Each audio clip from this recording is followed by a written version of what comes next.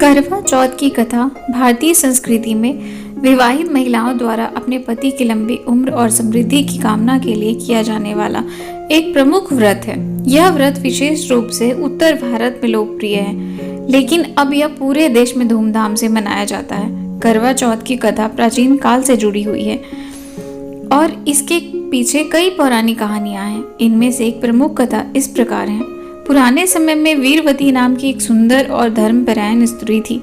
वह 7 भाइयों की अकेली बहन थी, जिससे उसका परिवार उसे बहुत प्यार करता था।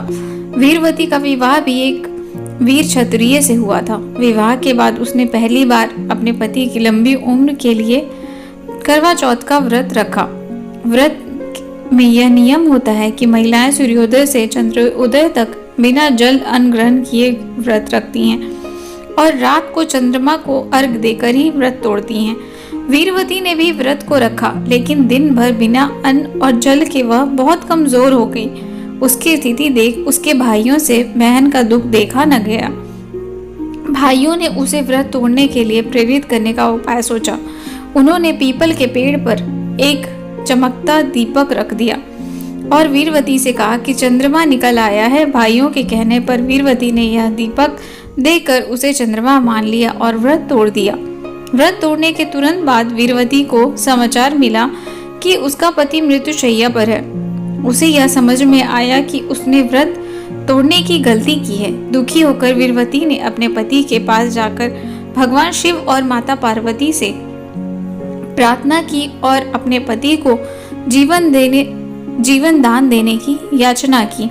उसकी तपस्या और भक्ति से प्रसन्न होकर माता पार्वती ने उसे आशीर्वाद दिया और कहा कि अब से वह पूरी श्रद्धा और नियम के साथ करवा चौथ का व्रत करेगी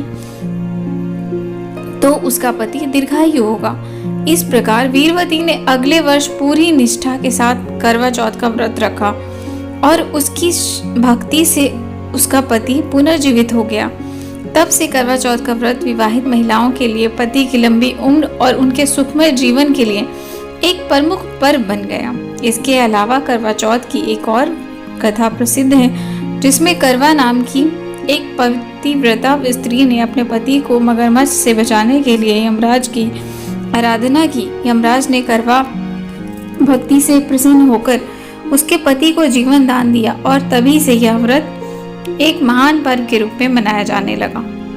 करवा चौथ केवल पति की लंबी उम्र के लिए ही नहीं, बल्कि पति पत्नी के रिश्ते और मजबूत करने का प्रतीक भी माना जाता है। इस दिन विवाहित महिलाएं 16 श्रृंगार करती हैं, निर्जला व्रत रखती हैं, शाम को करवा माता की पूजा करती हैं और रात को चंद्रमा देखकर व्रत तोड़ती हैं। करवा चौथ का यह व्रत प्रेम, निष्ठा, त्याग और भक्ति का प्रतीक है, जो दाम्पत्य जीवन में सौहार्द और संपूर्ण को बढ़ाता है।